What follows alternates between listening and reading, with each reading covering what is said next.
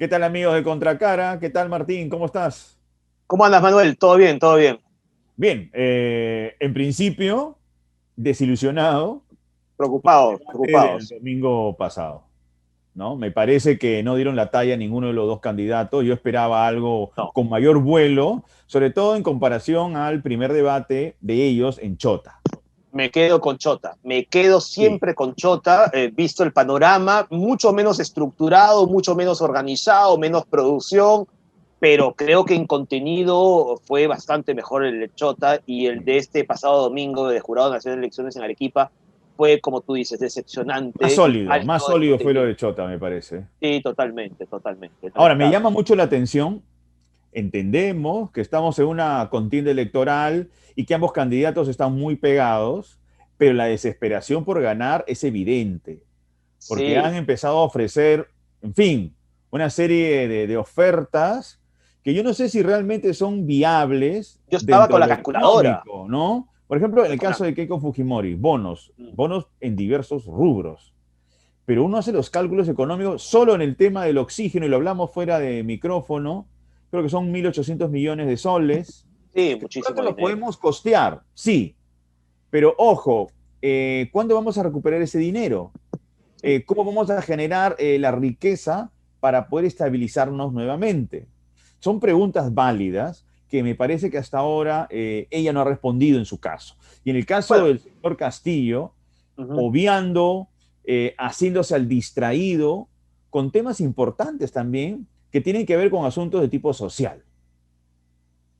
Ya, pero ambos, digamos, el problema de los debates es que los candidatos ofrecen y no hay nadie que le diga, oye, un ratito, pero ¿cómo lo vas a hacer? Esa es una dificultad que tiene este formato de debates. Sí. Ahora, mira, Manuel, me vas a disculpar, pero en la parte social, en muchos de los temas, ellos están de acuerdo. Es decir, cuando se planteó el enfoque de género, los dos desviaron la atención, porque ahí no van a diferenciarse mucho y por lo tanto no van a ganar Y uno o dos por ciento, es un ¿no? tema importante, pero Por saben que supuesto. políticamente no les es redituable. Efectivamente, efectivamente. Y había temas importantes, la lucha contra la corrupción, la parte de la educación, por supuesto, que tanto extrañamos en el debate técnico, se iba a tocar aquí, con lo cual sí,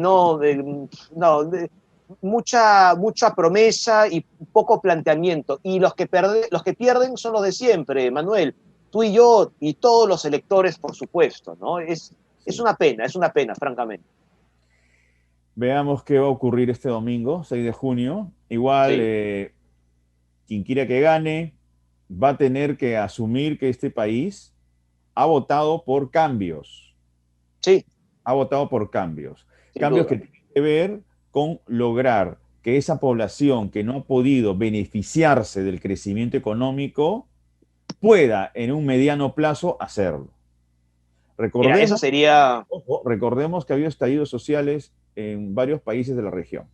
sí, claro. Tenemos Eso lo de sería lo más Chile, saludable. ojo, que todavía continúa, ya en Colombia, otra fase, ya más sí, bien en la fase del cambio, porque van a escribir sí, otra constitución. claro. Tenemos Y el asunto de Colombia, Colombia que todavía está vigente. sí. Entonces, Mira, no Manuel, esperemos que exista algo de esa magnitud acá. sea quien sea, el que gane, tiene que tomar en cuenta. Yo espero que ocurra, ¿no? No ocurrió hace 5 años, ¿no? La opción que perdió no entendió el panorama y perdió una oportunidad, creo. Pero claro, el que gane ahora tiene que tomar en cuenta la otra parte porque va a ser muy ajustado, eso lo sabemos, Manuel. Pero tiene que tomar en cuenta realmente a la parte que no ha votado por su opción, ¿no? Claro. Yo creo que ese sería lo más saludable. Hay que intentar ser optimista y además, déjame agregar una cosa más, Manuel, y es que ojalá eh, los perdedores acepten el resultado y ya está, porque eso hablará también de nuestra madurez democrática, porque hay algo que se ha también dicho después de la primera vuelta, es que hubo un proceso electoral limpio. Hubo algunos pequeños problemas, pero mínimos. Pero esto, y además lo han dicho organismos internacionales, ¿no? Y esto hay que destacarlo también. Mira, un buen ejemplo de aceptación de derrota es el caso de la derecha chilena.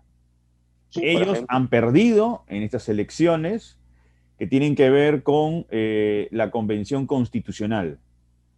carta magna que ellos no van a redactar porque no alcanzaron el tercio necesario. Así es, y lo va a hacer la izquierda sí. radical en su mayoría. Y Entonces, bueno, independientes, pero sí. e independientes. Y ellos aceptaron la derrota. Punto, se acabó y vamos a ver qué ocurre allá.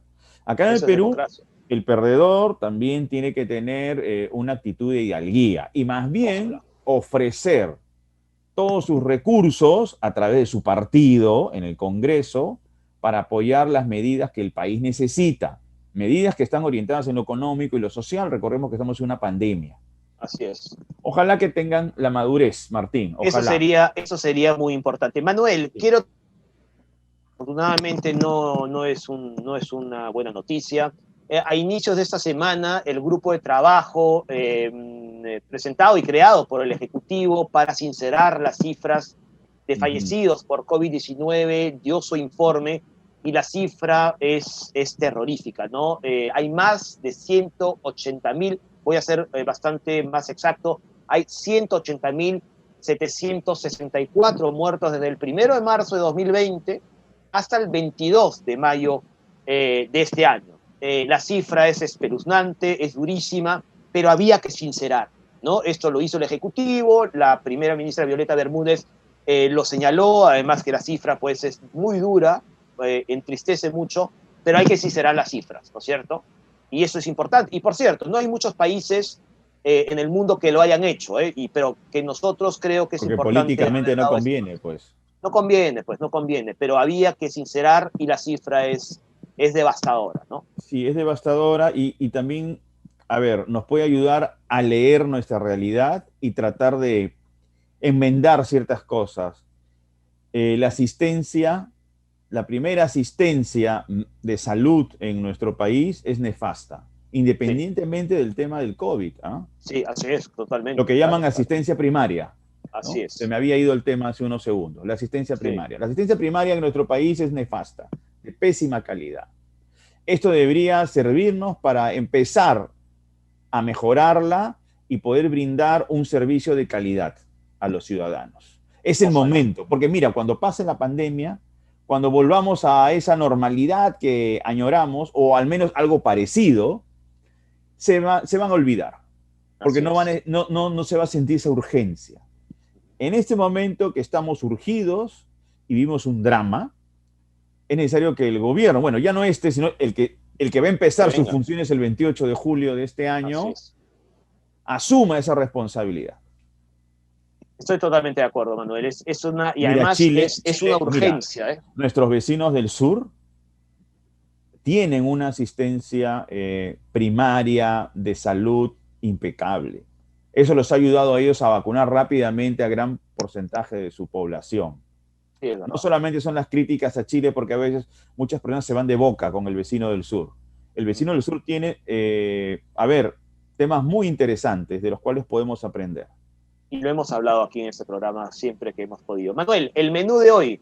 Vamos a empezar hablando sin duda alguna del debate, en fin, la coyuntura política. En realidad vamos a hablarlo en todo el programa, pero como primer invitado tenemos a Miguel Ángel Ibarra, analista político, que nos va a dar una cierta valoración del debate, pero en general de lo que está ocurriendo a pocos días de la segunda vuelta, a pocos días de saber quién va a ser el presidente o la presidenta electa de nuestro país. Sí, con él vamos a tratar de identificar un poco el comportamiento de los candidatos, ¿no?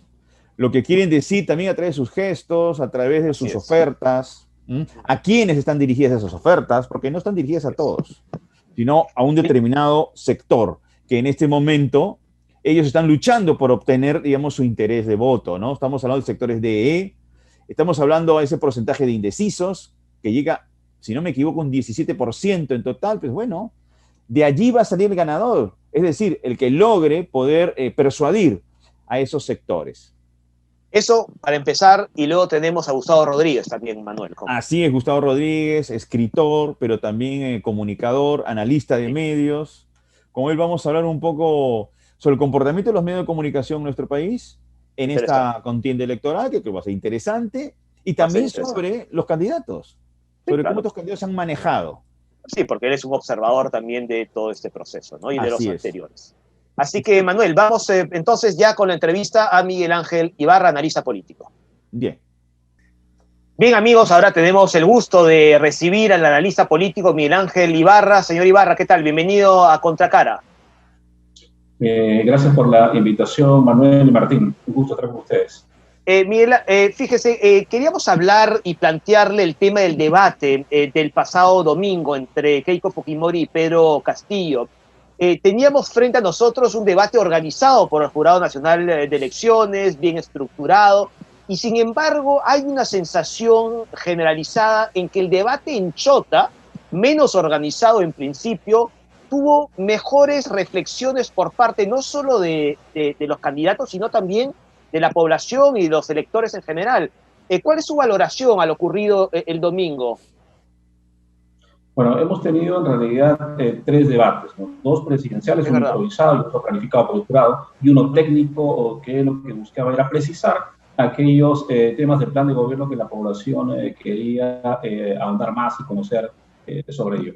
El primer debate planteado en Chota, evidentemente con todas las informalidades que pudo haber tenido, puso en el escenario las propuestas concretas de cada candidato a la presidencia de la República.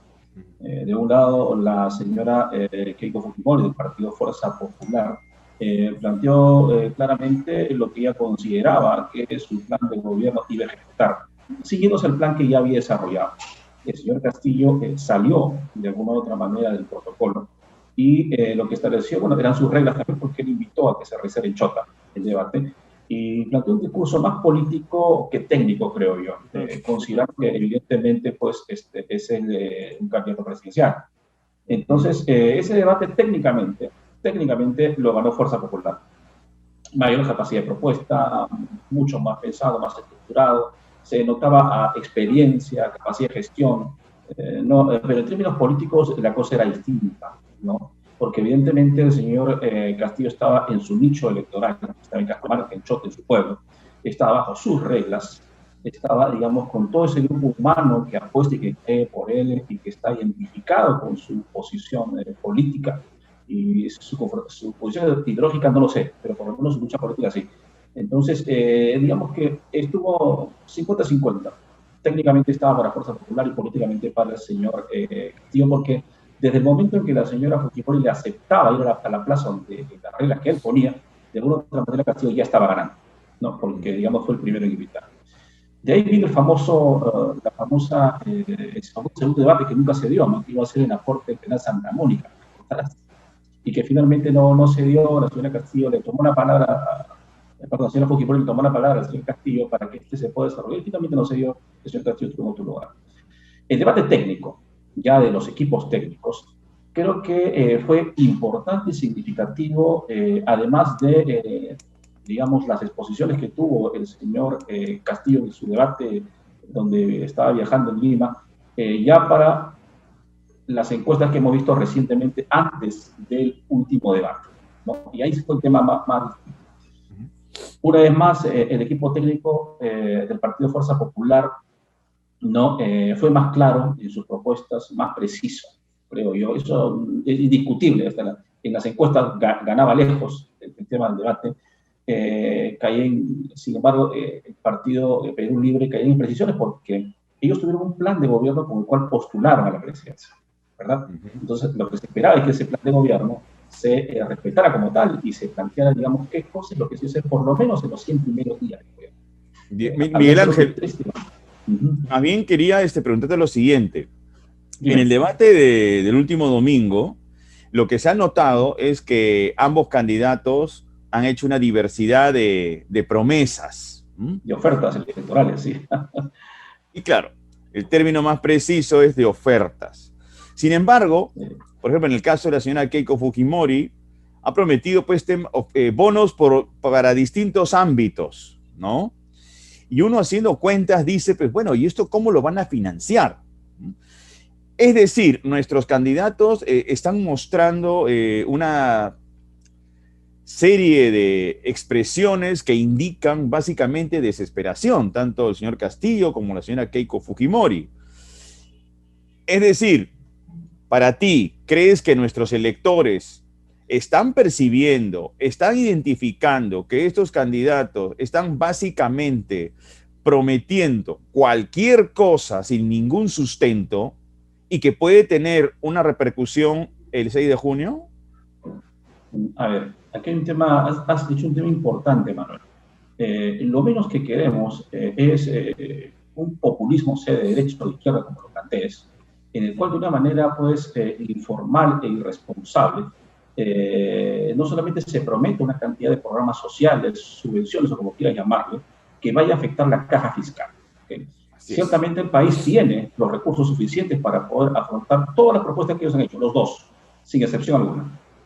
Estamos en una condición económica muy significativa en América del Sur. Somos la segunda, sino que la primera economía más sólida, ¿no? en toda Sudamérica.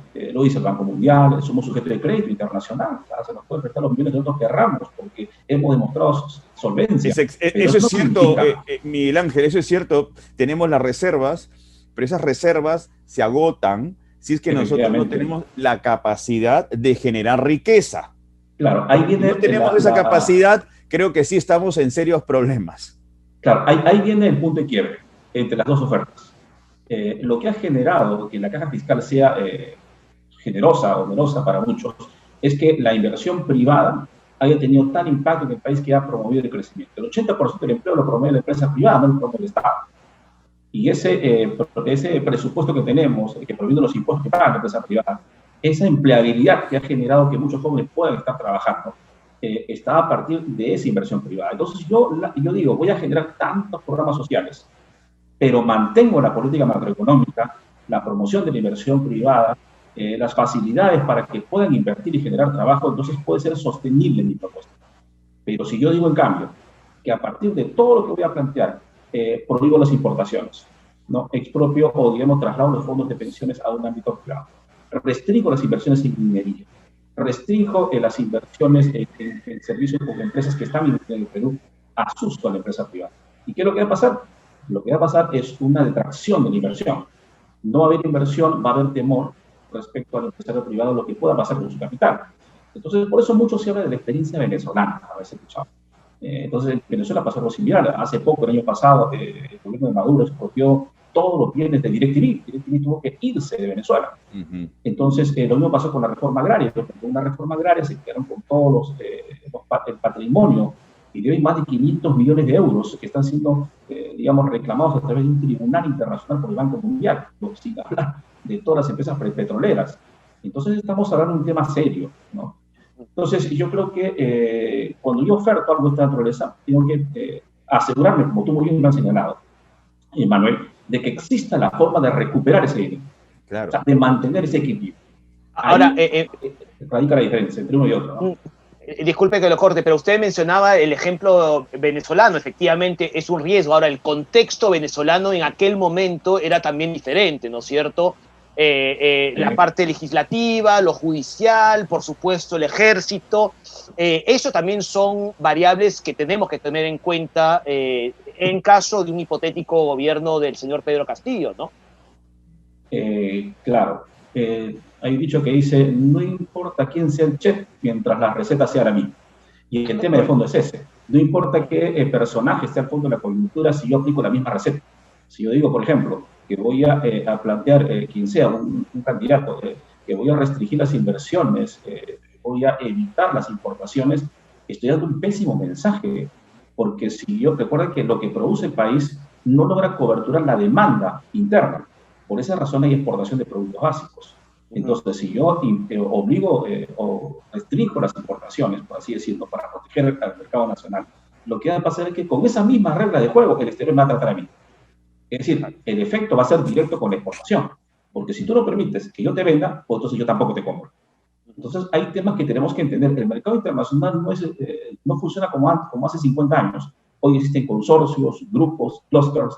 Es todo un grupo de gente que está vendiendo y generando comercio. Entonces hay que ser cauteloso, ¿no? Ahora, Miguel Ángel, eso es por el lado de Pedro Castillo, en un eventual gobierno de él. Y esto lo decimos por las promesas que él ha venido manifestando en sus diversas presentaciones.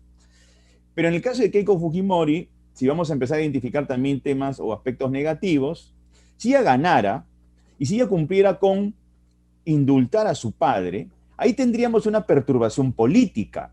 Y me parece que no sería una perturbación política menor, sino que agitaría ciertos sectores de la sociedad y su gobierno empezaría pues con muchas perturbaciones. A ver, indiscutiblemente el tema de la libertad del expresidente Alberto Fujimori, que está poniendo condena por una sentencia, porque está sentenciado, que es el plan preciso, que es el tema. Claro. Es un tema que tiene que ver el Poder Judicial y las instancias competentes. Yo puedo entender, como cualquiera de ustedes, que su condición de hija puede afectar sus decisiones de carácter político, porque finalmente es su hija, ¿no? Es un tema que no Exactamente, acá hay un aspecto humano, sí, se entiende. Es un tipo humano, entonces se puede entender. Ahora, también es cierto que Fuerza Popular y su presidenta no tendrían mayoría en el Congreso. Eso también es un tema muy real. Entonces, si alguna actitud de naturaleza autoritaria que vaya a vulnerar el Estado de Derecho, la tranquilidad política, la razonabilidad gubernamental, evidentemente sería pues motivo. Pero el indulto es una prerrogativa del Ejecutivo. Presidencial.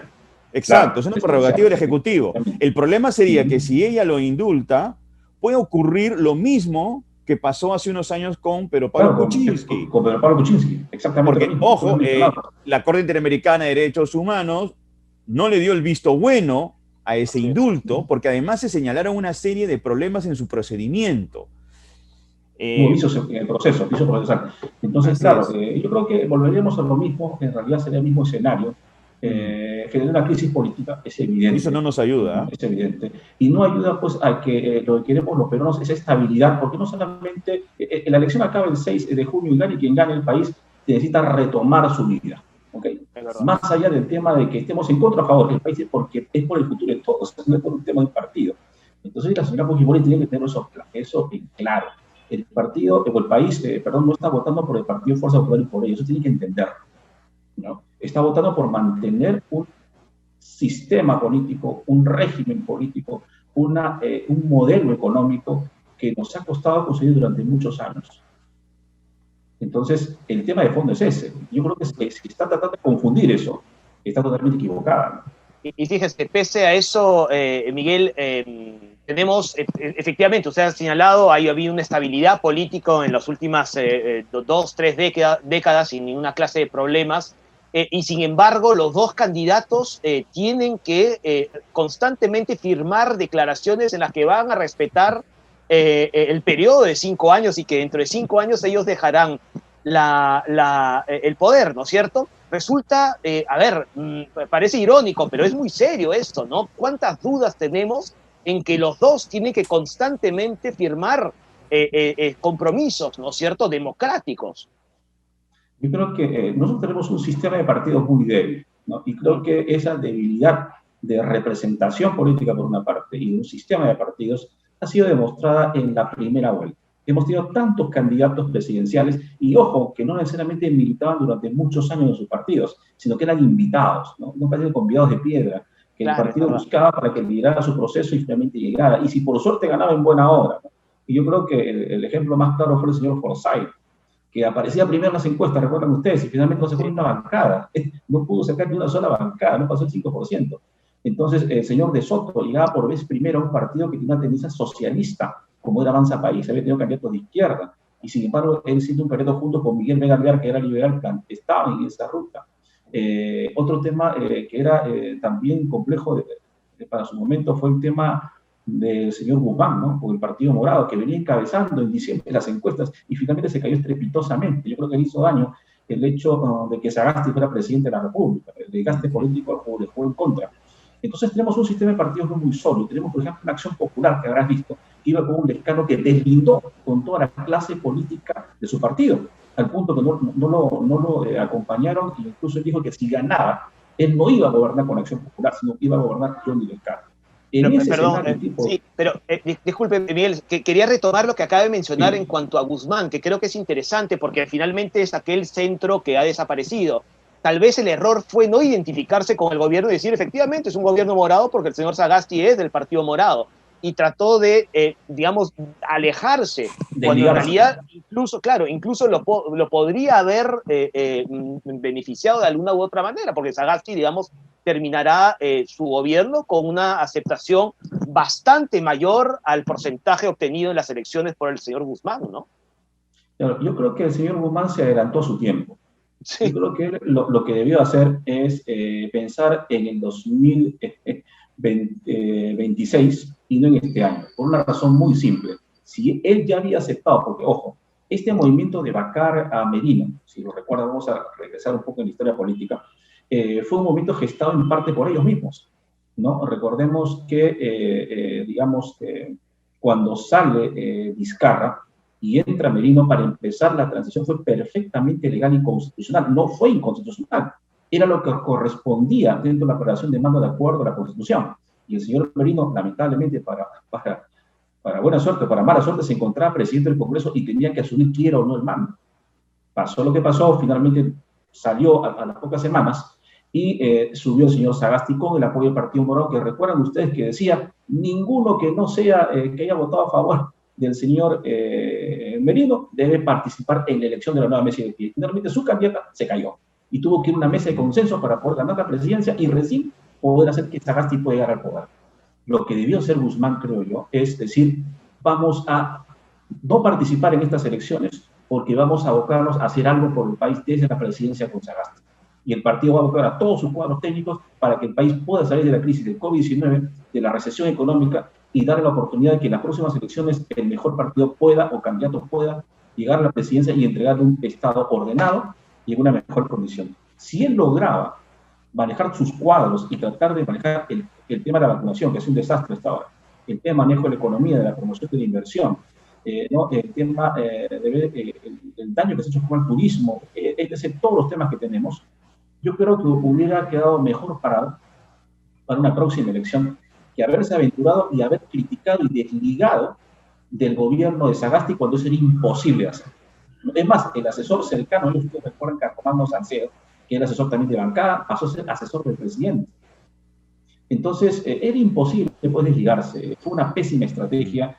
No sé quién lo asesoró, pero bueno, así a veces es el tema del poder, ¿no? La gente se emociona por las encuestas. Más bien, una última reflexión que tiene que ver con lo siguiente. Gane quien gane el 6 de junio, los dos candidatos encierran controversia. Los dos. La señora Keiko Fujimori, que ha tenido prisiones preventivas, está siendo investigada. El señor Pedro Castillo, que ha tenido pues declaraciones bastante estridentes sobre cambios radicales a nivel estructural, pero que lo que más preocupa en él es el apoyo, el sostén que tiene del señor Cerrón, alguien que ha estado preso por corrupción durante su gestión de gobernador de Junín. Considerando este tipo de información, ¿no te parece que a partir del 6 de junio la respuesta, incluso política, para cualquier tipo de eventualidad en lo que se refiere a la transgresión de la institucionalidad, podría estar en la sociedad civil, que es el momento que la sociedad civil tenga una mayor participación, que esté atenta a los aconteceres que vayan a ocurrir? Bien, a ver, acá hay que hacer un análisis bien fino respecto al rol de la sociedad civil, por una parte, y hasta qué punto puede o no participar respecto a las decisiones políticas que tome el presidente. Porque si vamos a sacar a la sociedad civil a marchar cada vez que se aprueba una política que puede no entenderse relativamente, vamos a generar mayor caos político. Y hay gente que se infiltra, genera violencia, y el tema termina siempre mal. Entonces, lo que sí te he dicho es muy importante. El país no se reinventa cada 5 años, ¿no? Se supone que hay políticas que vamos avanzando. Y lo peor que puede pensar un político, un partido, es que cuando él llegue va a cambiar la historia del país. Eso no funciona así. Eso es un sueño. Aquí hay temas que el país tiene que respetar desde la comunidad internacional, de contratos, una serie de cosas. Lo segundo, que al pasar la transición hay 2 partidos, como tú has mencionado, que tienen deficiencias. Sí preocupa, tanto como el tema de la señora Fujimori, el tema del entorno que tendría el señor Castillo en un eventual gobierno de él. Recuerden que la mayoría parlamentaria, el parlamento que tiene Perú Libre, es un parlamento que es adepto al señor Cerrón, no es convocado por el señor Castillo porque, ojo, es su Castillo partido. Es invitado al partido Perú Libre. El partido es de Cerrón. O sea, no es su parte que milite. Claro, el partido es de Cerrón y él es el que manda allí. Efectivamente, Cerrón es la persona que de alguna u otra manera manda en ese partido. Su hermano es congresista, tiene 5 congresistas que han sido sentenciados por terrorismo, es un tema serio, no estamos hablando de tema. Me hizo recordar un poco cuando vi esto, en la vez en que Colombia, recuerden ustedes, el presidente firmó un acuerdo de paz con la FARC, que es aquí es primo hermano, es el Sendero Luminoso, para perdonarlos de todos sus delitos, indemnizarlos económicamente y permitir que participen en la vida política del país. O sea, me puse a pensar en un momento, ¿será que el señor Castillo permitirá, junto con el señor Cerrón, que eso pase con Sendero y tengamos que indemnizarlos, ya que tenemos 5 congresistas de ellos dentro y 290 de Movadef que están dentro de las filas de Perú Libre? Es cosas que también preocupan, ¿no? Porque eso sería como darle la espalda a las Fuerzas Armadas y policiales y a todas las personas que fallecieron por ese tema. Entonces, los dos, el que gane, tiene que asumir un compromiso formal con el país. Y es lo que pocas veces se hace. Yo creo que lo que corresponde a quien gane es pedirle al adversario que, digamos, no logró tener la verdad, que lo acompañe en el proceso. Vamos a construir el país al margen de decisiones, vamos a construir juntos. Y acá hay un tema que es importante que no ve Fuerza Popular. Existe una deuda social importante con las personas que están al interior del país en extrema pobreza. Ese es el reclamo y el voto del señor Castillo. Eso hay que entenderlo. A veces dice, hay terruqueo. Bueno, es parte del argumento político. Pero, señor Castillo, ¿a quién representa? Representa esos millones de peruanos que viven al interior del país que no tienen las comodidades que tienes tú, Manuel, que tiene Martín, que tengo yo aquí en la ciudad. Es un tema también real, que no es la forma como plantearlo, es cierto, pero también tenemos una gran deuda social en infraestructura, equipamiento, educación, salud. Es sin duda la manera en que se han hecho escuchar, ¿no? Miguel Ángel Ibarra, muchísimas gracias por estar con nosotros en UPC TV, muy amable.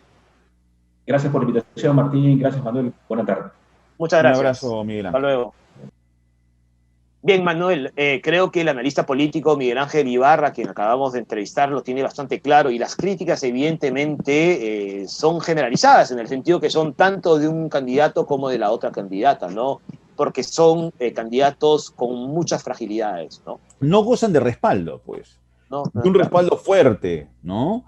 Y claro, eso, el temor de esa situación es que cualquiera que gane, a partir del 28 de julio, pueda tener a un gran sector de la población en conflicto. Sí.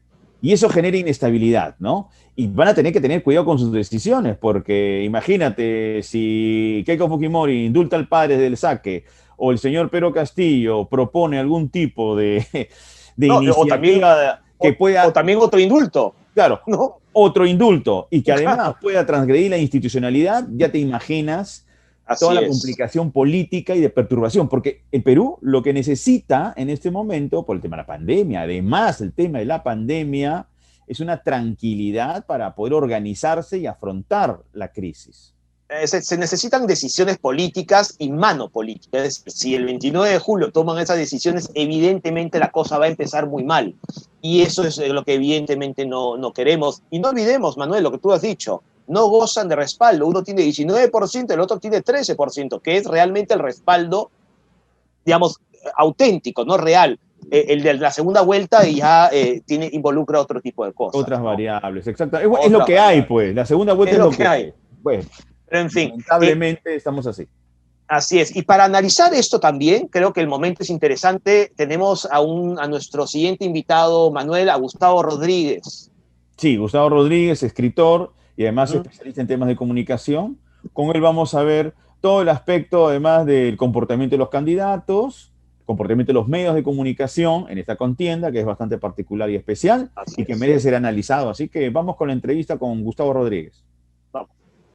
Bien, amigos de Contracara, ahora tenemos la presencia del escritor y analista de medios, Gustavo Rodríguez. Con él vamos a conversar acerca de los comportamientos que han venido mostrando los distintos medios de comunicación en esta campaña y también los comportamientos de los candidatos, estos dos candidatos de la segunda vuelta, la señora Keiko Fujimori y el señor Pedro Castillo. Vamos a ver sus discursos, cómo ellos se han ido conectando con el electorado y tratar de hacer un ejercicio de, a ver, ¿cómo podríamos decirlo? De un pronóstico, ¿no? Un pronóstico político para nuestro país. ¿Qué cosa va a ocurrir de pronto a partir del 6 de junio? Gustavo, ¿cómo estás?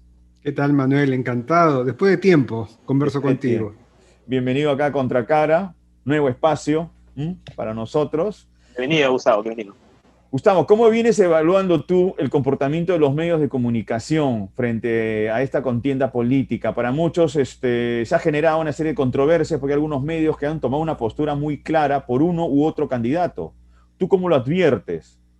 O sea, los miro con mucha preocupación. Ya se ha hablado de esa mañana emblemática en que salieron dos portadas, ¿no? Cubriendo el mismo tema, el de las declaraciones de las AFP de Castillo, ¿no? ¿Te refieres Y al Comercio de la República? Comercio de la República, juntos. Sí, y lo que me preocupa en realidad es que eh, todo medio puede tener una línea editorial adversa, ¿no? Uno versus otro. Pero lo que no puede hacer es pretender que la línea informativa siga la línea editorial. ¿No es cierto? Ujú. A ver, yo creo que en periodismo eh, la objetividad es una ilusión, es una fantasía. Nadie puede ser 100% objetivo. Siempre te va a tirar un poco tu historia personal, lo que sufriste, tus ilusiones sobre el futuro. Entonces, ser objetivo es difícil. Pero lo que sí hay que tratar de ser es neutro. Y yo me temo que el camino de la neutralidad hace rato que se ha dinamitado con nuestros medios. Ujú. Hace rato. Es muy preocupante. Y en vez de que, a ver, los medios traten de apaciguar la polarización, lo que están haciendo en realidad es acicatearla, ¿no? Entonces sí, es un escenario muy, muy, muy preocupante para mí, muy preocupante. Y Mucha gente, sí, perdón Gustavo, quería hilar eso en lo siguiente. Mucha gente lo ha comparado, por ejemplo, a la actuación o cómo se comportan los medios de comunicación en Estados Unidos en época de elecciones. Muchos esperan el editorial de New York Times o de Washington Post respecto a alguno de los candidatos. Sin embargo, la línea, digamos, la parte editorial, la página editorial es una, pero de alguna manera mantiene la independencia en cuanto a la cobertura de las campañas electorales, ¿no? en efecto, Martín, eh, lo cual también lleva a que nos preocupemos por qué tan separados están esos compartimentos que antes eran, bueno, nunca fueron estancos en realidad, ¿no? Uno sabe que un medio de comunicación también es una empresa, Sin duda, claro. eso está claro. Sí. Y la paradoja es esta, ¿no? Los periodistas tienen que cobrar su sueldo de la empresa que los contrata y que da cabida justamente al trabajo periodístico. Entonces, uy, ¿cómo separas eso? O sea, ¿cómo Y separas a ojo, un dueño de prensa, ¿no? Gustavo, no te olvides del avisaje, ¿no? Porque los medios viven del avisaje. Y ese avisaje proviene de empresas. Y si esas empresas están en problemas, pues obviamente el medio de comunicación no va a tener liquidez. Es un Sí, problemón que hasta ahora no se resuelve, ¿no? En el mundo entero.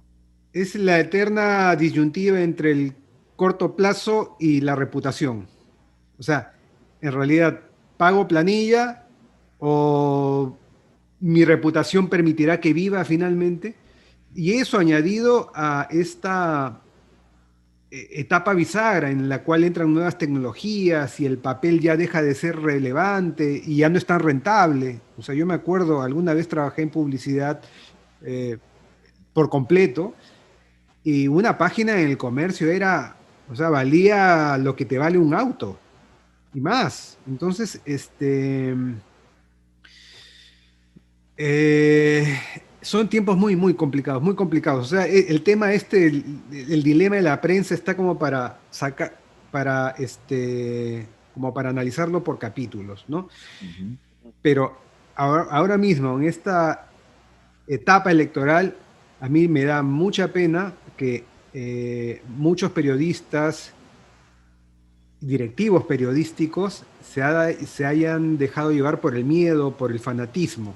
Creo que finalmente es lo que más temor me da, porque yo puedo entender que que un medio tenga temor a no recibir ingresos, finalmente pero que te dejes llevar por la fanatización, eso no puede pasar en el periodismo. O sea, un periodista no puede ser fanático, no puede ser fanático. Ni tampoco A eso me militante, refiero ¿no? Ni tampoco militante. Se No, pues de desnaturaliza ninguna el rol, manera. ¿no?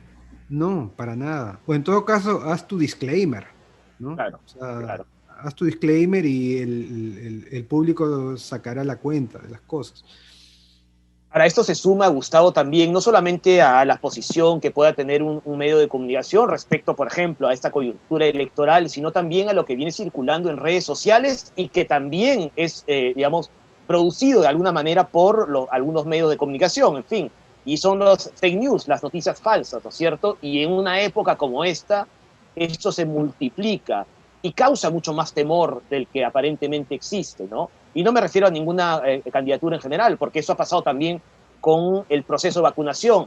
Eso es difícil de atajar, ¿no? Es muy complicado atajar frente a las personas que empiezan a distribuir a través de los medios, de las redes sociales y de la tecnología misma, este tipo de información falsa, ¿no?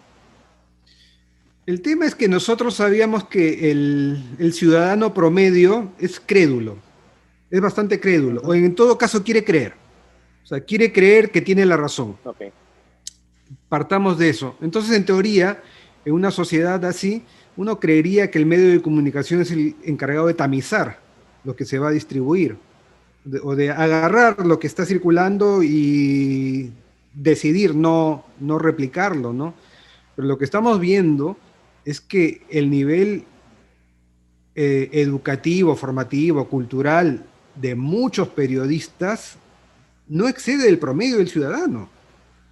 Entonces estamos en problemas. O sea, cuando un ciudadano promedio es el encargado desde el lado de la trinchera periodística de filtrar lo que debe salir, estamos fritos. Estamos fritos. Ahora, está bien, no es solamente un fenómeno peruano.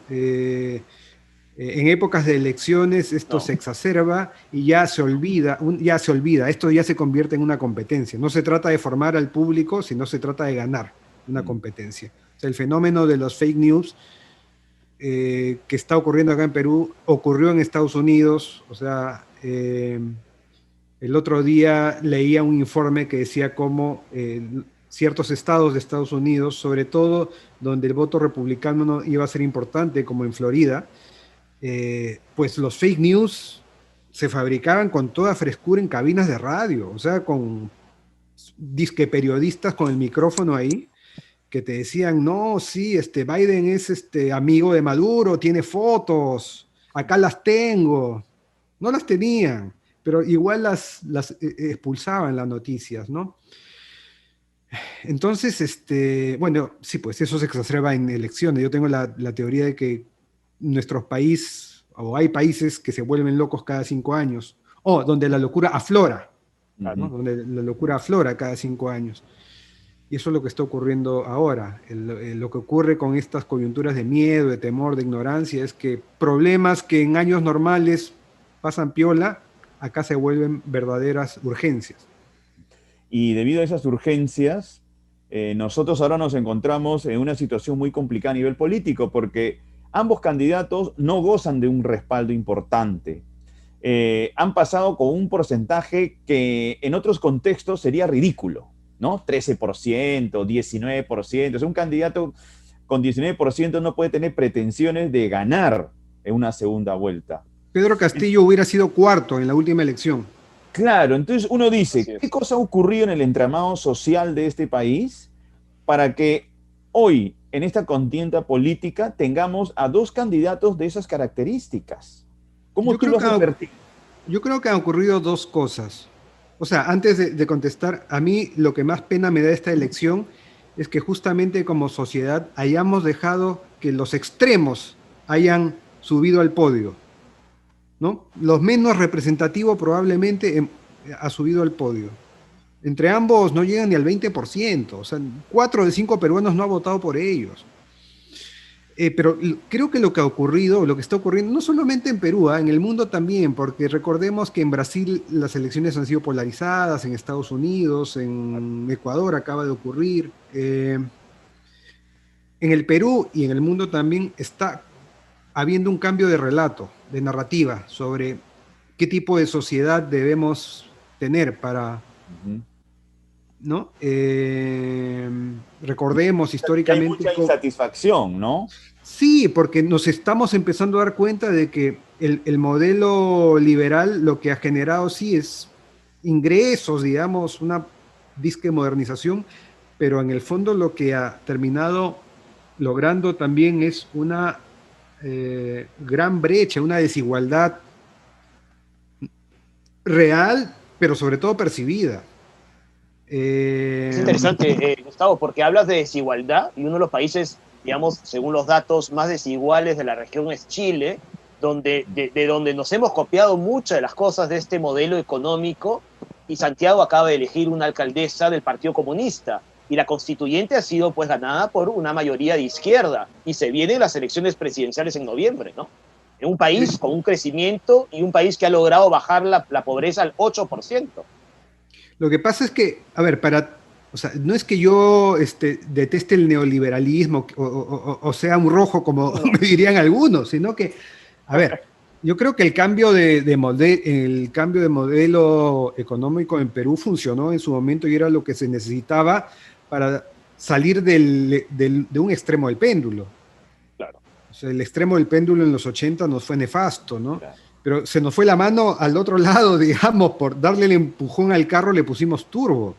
Y nunca aguantamos el carro para ser más justos, más equitativos. ¿Y qué ocurrió? Efectivamente, la pobreza extrema disminuyó, la pobreza en general disminuyó, o sea, no, hay que reconocer que sí. Claro que sí. Pero Claro. el tema es que la clase media que creció para seguir manteniéndose en clase media ha tenido que sufrir y sigue sufriendo muchísimo y desgastándose demasiado y endeudándose.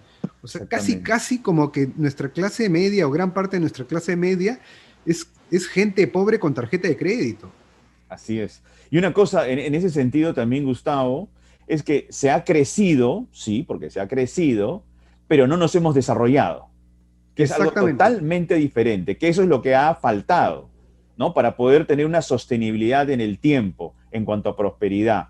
¿Por qué crees tú que nuestros gobernantes no han podido identificar algo que todos identificamos? Porque no es un asunto de volverse muy especialista en temas económicos para poder advertir que esta clase media era una clase media fragilizada, que básicamente podía combatir sus carencias con una tarjeta de crédito, pero que esa tarjeta de crédito tenía que ser pagada en algún momento determinado. Porque las élites viven en su burbuja, Manuel. A ver, ejecutivos top, gobernantes top, funcionarios del MEF, llegan los reportes, las noticias, los índices macroeconómicos, las felicitaciones de Forbes, las felicitaciones del Banco Mundial, todas estas grandes noticias macroeconómicas. Empiezas a ver en tu recorrido cada vez menos autos viejos, empiezas a ver cada vez más centros comerciales, empiezas a ver más turistas, y dentro de tu burbuja y dentro del distrito que yo vivo, sí, yo vivo en un Sacha primer mundo, sinceramente. O sea, en el distrito en el que yo vivo ahí. O sea, si no me moviera de aquí y viviera viendo solamente las redes de mis amigos, yo pensaría de qué se queja el resto. Si hay miles de peruanos que han viajado a Rusia, al Mundial, ¿no? Y eso es lo que ocurrió. Entonces, cuando te rodeas de todos estos estímulos, y las élites se rodean de este estímulo, y hay gente, clase media, que de verdad ahora tenía más acceso a objetos, materiales, a tener tu tele por lo menos, y no tenés agua, ojo. O sea, antes no tenías ni tele ni agua potable, ahora por lo menos tienes tele, pero te has endeudado por pagarla. Ojo, entonces empieza a ocurrir eso, empezamos a creer un relato que nos era necesario creer además, ¿no? Porque los peruanos necesitábamos sentir que le estábamos ganando algo. Y se nos olvidó ver los entretelones, ¿no? Lo que está ocurriendo. Y ahora cuando Gustavo, ves... O sea, sí, perdón, Martín, dime. No, disculpa, quería volver también a los dos candidatos que van a estar el 6 de junio pues, por la presidencia. Y quería volver además al debate, entre comillas, porque no sabemos muy bien si fue debate, creo, me lo confirmarás, me gustaría tu opinión también, probablemente uno de los debates de menor calidad. Pero más allá de eso, el señor, porque tú lo has mencionado al principio, Pedro Castillo mostró estas dos portadas del Comercio y La República para referirse a la prensa, y nos hizo acordar rápidamente a lo de Fujimori en el debate del año 90 cuando presentó la portada del diario Ojo, ¿no? en el debate con Mario Vargas Llosa. ¿Cuánto de Fujimori ves en este fenómeno de Pedro Castillo, Gustavo, si es que ves algo? Es una buena pregunta, Martín. Solo quería cerrar algo que quedó flotando Sí, en mi perdóname, respuesta a sí. Manuel, y es que un factor era ese, crecimos pero no desarrollamos, y el otro factor ha sido la pandemia. O sea, la pandemia aceleró eso. Oh, Entonces, Está desnudado, ¿no? 180.000 muertos. O sea, Dios mío. Eh, ¿Cuánta gente clamando por oxígeno? Barbaridad y media en nuestras autoridades. Olvídate. Entonces, eso genera pues este clima ya de desesperación y rabia y miedo, ¿no? Entonces, eso, digamos, ese ha sido el contexto que ha permitido pues que voces altisonantes hayan entrado al podio y que voces unificadoras no lo hayan logrado. La gente tiene rabia, pues, ¿no? Tiene rabia. ¿Y saben qué? Y para terminar nomás, con el aliciente de que los medios periodísticos se han copiado de la manera en que los medios de entretenimiento hacían rating, el conflicto. O sea, la magalización, eso de llamar la atención del público a través de crear la creación de conflictos, pasó al periodismo. Mucho más barato citar insultos de un lado y de otro que pagar por investigación. Eso, clarísimo, ¿no? Entonces, todo esto tiene que ver con el tema para el que me han citado.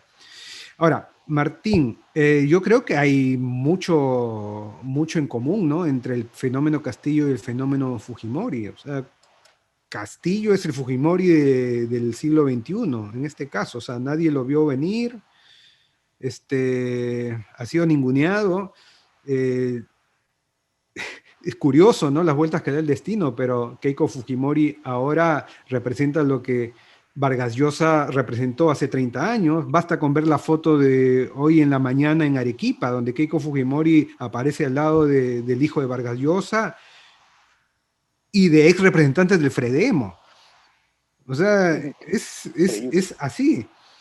Entonces, claro, Castillo encarna a esa gran parte del Perú que desde hace 30 años siente que no ha habido gran mejora en su día a día, en su calidad de vida. Los limeños no lo vamos a comprender en su real dimensión, porque nosotros vivimos hace 30 años en una burbuja que ha ido mejorando, modernizándose, sobre todo los clase media, ¿no? Es innegable. Pero claro, el interior del país, la zona central del país, es la que no ha tenido justamente esa prosperidad y esa calidad de vida. Y de allí viene la gran cantidad también de sus electores, ¿no? Peor, Manuel, no solamente que no ha visto que no ha llegado calidad de vida, ha visto que ha llegado dinero. O sea, ha visto que ha entrado plata, ha visto camionetas 4x4, autoridades enriqueciéndose. Así es. Ha visto empresarios o proveedores de minería o de grandes proyectos llenarse de plata, mientras que ellos siguen igual. O sea, antes, exactamente, hace 30 años por lo menos todos estábamos jodidos. Digamos, dirían, bueno, pues el tema empieza cuando empiezas a ver que hay gente a la que le chorrea y a ti no. Perdón. No, sí, tienes razón. Y bueno, habría que agregar allí que eso es responsabilidad de los gobiernos regionales, ¿no? También, claro. No han podido capitalizar todo ese dinero que han recibido en obras que beneficien a su comunidad. No lo han hecho por asuntos de ineficiencia, por asuntos de corrupción. Bueno, el caso de Cerrón creo que es bastante claro, ¿no? Ahora, yo te digo lo siguiente. Bajo ese tipo de terreno, a partir del 6 de junio, gane quien gane, y lo hemos hablado con Martín en otras entrevistas, el futuro político del Perú al mediano plazo, por lo menos, va a ser muy agitado, con cualquiera de los dos, ya sea Keiko Fujimori o el señor Cerrón. A ver, el tema de la responsabilidad del ciudadano, ¿qué papel crees que juegue? ¿Crees que va a haber una presión ¿crees que la ciudadanía va a poder alzar su voz frente a alguna situación que detecte donde hay algún tipo de transgresión institucional? Por cualquiera de los dos, obviamente, ¿no? Qué sé yo, en el caso de Keiko Fujimori, que acose a los fiscales, empiecen a borrar pruebas acerca de los casos en los que a ella la han comprometido, la están investigando, y en el caso pues del señor Pedro Castillo, cualquier tipo de vulnerabilidad institucional, ¿no? Yo creo que algo bueno dentro de todo lo malo que ocurrió, de los últimos 5 años que estamos en crisis política, y más que nada en los últimos 2, lo bueno dentro de lo malo es que sí se ha despertado una conciencia en una generación de jóvenes. O sea, sí, yo creo que sí hay ganas de protestar. O sea, las marchas de noviembre nos hicieron ver que sí. Bueno, No sé sacaron a si un hay, presidente, ¿ah? Sacaron a un presidente. sacaron un presidente, efectivamente. Días. O sea, claro, era una marcha contra los políticos en general. Ahora, si ponías a esa marcha un altavoz que dijera quién está con el comunismo y quién está en contra del comunismo, ya esa misma marcha empezaba a disgregarse y Es otra cosa. a pelear Era otro, entre... Pero es otro así tema, es otro es tema. otro tema. Pero yo creo que sí hay una energía ahí, o ya hay, se genera algún tipo de gusto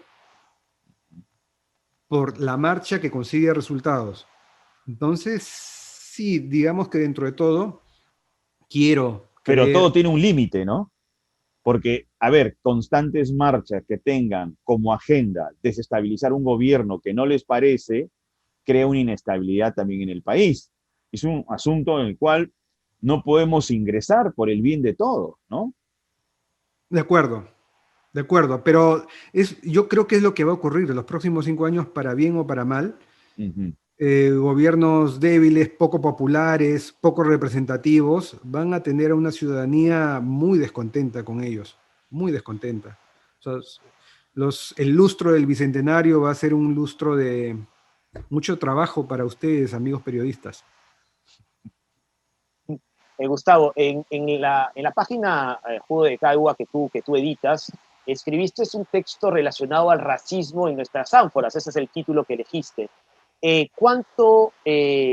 gustaría saber, además en el texto lo explicas, pero cuánto de la reacción contra Pedro Castillo tiene que ver con aquel racismo que perdura desafortunadamente en nuestro país. Tiene mucho que ver. Lo que Más pasa allá es de que lo no. ideológico, quiero decir, ¿no? No, sí, claro, claro. A ver, hay que tomar en claro de que, o sea, Castillo no es un buen candidato. O sea, No, pues no, claro. se ve improvisado, tiene vínculos que a cualquiera le podría dar repelús. ¿No? Empecemos, es machista, como le No se ayuda, pues no se corresponde, ayuda. no se ayuda a sí mismo. Entonces, bueno, hay que comprender su origen también, ¿no? O sea, entenderlo, pero no justificarlo, quiero decir, Uh-huh. con respecto a Rondero, nació en el año 70 ahí en la provincia de Chota, en el campo. Difícil que no sea machista, lo cual no implica que no se deconstruya, ¿no? Pero, en fin, esperemos que aprenda si es que llega a ser presidente de la República. Pero sí, yo sí estoy convencida de que frente a hechos objetivos como lo que estoy conversando, o sea, subyace un sustrato de racismo tremendo. O sea, somos una sociedad tremendamente racista. Somos una Sudáfrica solapa. O sea, una Sudáfrica sin la institucionalidad del apartheid, pero lo somos. Eh,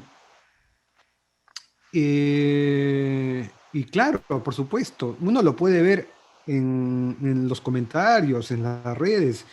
O sea, desde Lima, Sí, a eso me refiero. o sea, aparecen los comentarios estos serranos que no saben, que no saben votar, ¿qué sabrán? Cuando ves los comentarios sobre las esterilizaciones forzadas, son tristísimos. Claro, pues ¿quién les manda a tener hijos como cuyes? O sea, se trata a las mujeres andinas como si fueran mascotas que debieron ser esterilizadas sin su consentimiento. Eso es tremendo, eso es tremendo. No nos vemos como iguales. Entonces, claro, mi tesis es que así como en muchos locales se pone el letrerito elegante que dice se reserva el derecho de admisión.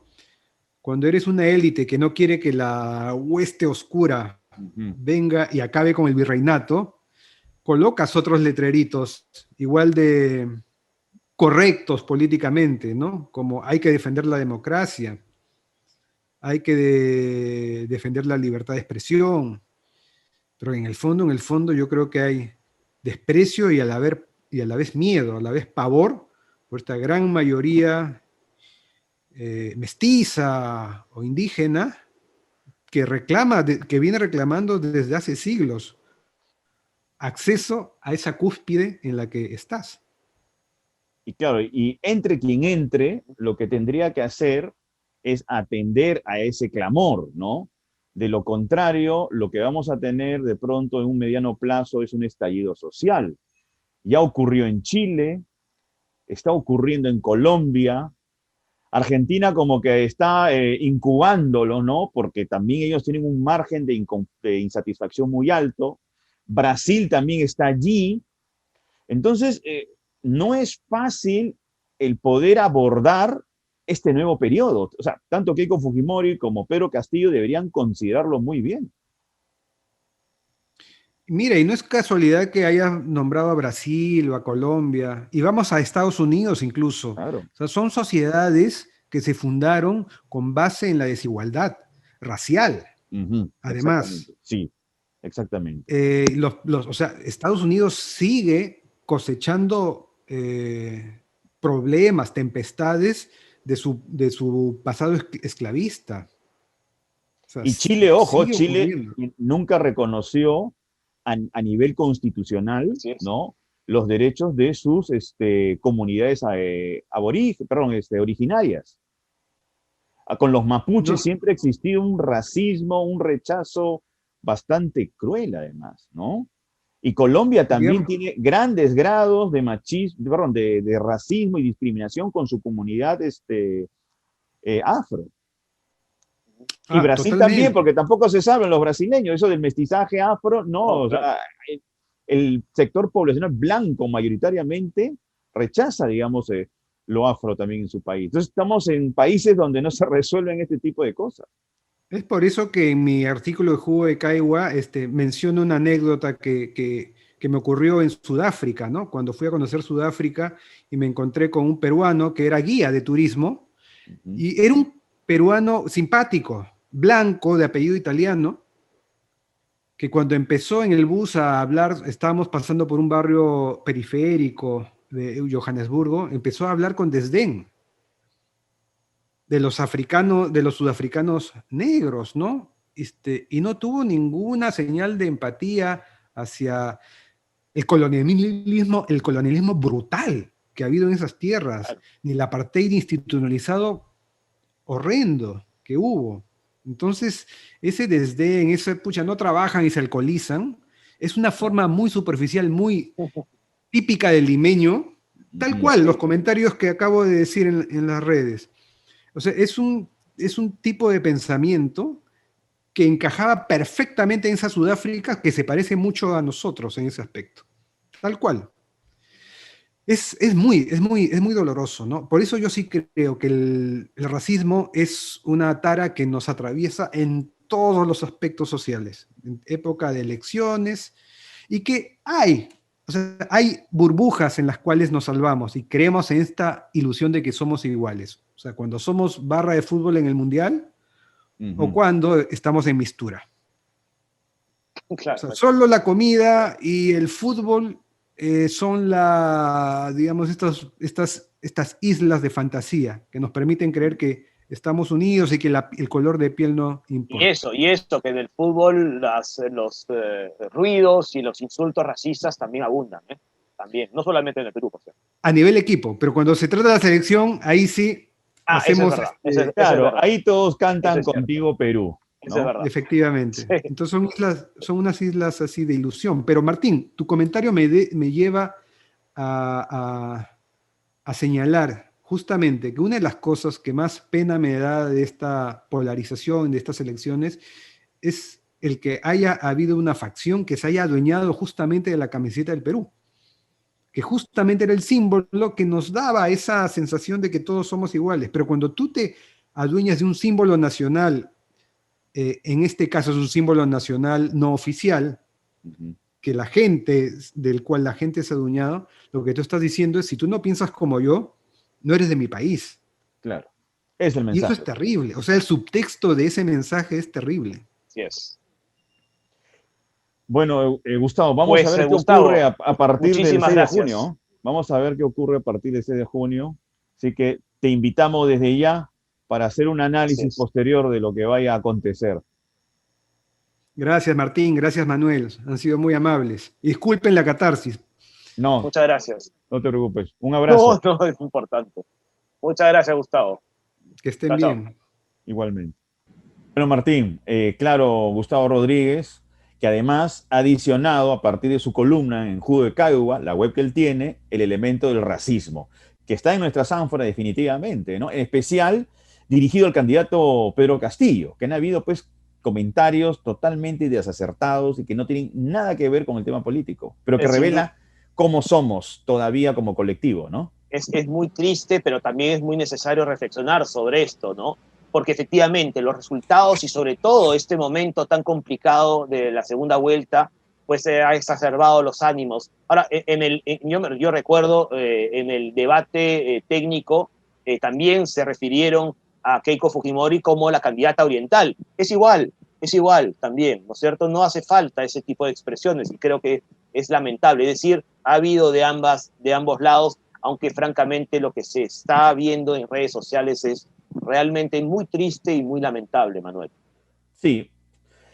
Eso habla de primero nuestra poca evolución, ¿no? Social, como país, como colectivo, que hasta ahora no podemos realmente, de manera genuina, integrarnos. Gustavo lo decía, ¿no? El tema del fútbol, el tema de mistura, son básicamente espacios de integración ficticios, de fantasía, porque en el fondo no lo sentimos así. Pero bueno. Hablando de fútbol. Hablando de fútbol, la Copa América cambió de sede. Sí, pero de Colombia y Argentina a Brasil. Ya, cuéntame ahora cuál es el criterio, porque primero Colombia, por la conflictividad social. Claro, exactamente. Luego Argentina, que propuso además hacerlo solo en Argentina con esa exigencia de las vacunas. Primer problema, porque ya sabemos que en Perú iba a haber un problema, incluso en Brasil. Y ahora se lo quitan a Argentina por un tema de pandemia y se lo dan a Brasil. Que tiene una pandemia, pero que triplica el drama de los argentinos. Yo creo que no hay ningún tipo de lógica en esta decisión. Lo razonable era que no hubiera Copa América. No, chau, efectivamente. No hay condiciones para hacer la Copa América. Pero claro, el temor del impacto económico ha sido una de las motivaciones centrales para forzar que la Copa América todavía se lleve a cabo este año. ¿Qué va a pasar con los jugadores, no haber público, Manuel? No haber público. Ojo no con los jugadores, ¿ah? Porque Chilavert, ¿te acuerdas, José Luis? Claro, Chilavert? gran arquero paraguayo. Les ha dicho a los jugadores, rebélense, porque están jugando con ustedes y están jugando con su vida, con su salud. Y la salud. Arturo Vidal está con COVID, no va a jugar la Copa América, está con COVID, por ejemplo, ¿no? Y tantos más que pueden estar en riesgo. Vamos a ver si hay algún tipo de manifestación, ¿no? De comunicado a nivel, pues, sí, exactamente. Sí, no, a nivel de jugadores me refiero, ¿no? Muy complicada la situación. Está por verse. Esto puede cambiar de un momento a otro. Sí. Bueno, Martín, nos vemos la próxima semana. Nos vemos la próxima semana con presidenta o presidente electo. Con otro país. Con otro país, Manuel. Muy complicado. Ojalá sea lo más democrático posible y sea pues con mucha tranquilidad. Ahora, no acaba el 6 de junio, obviamente, ¿no? El 6 de junio empieza una nueva etapa. Sí, efectivamente.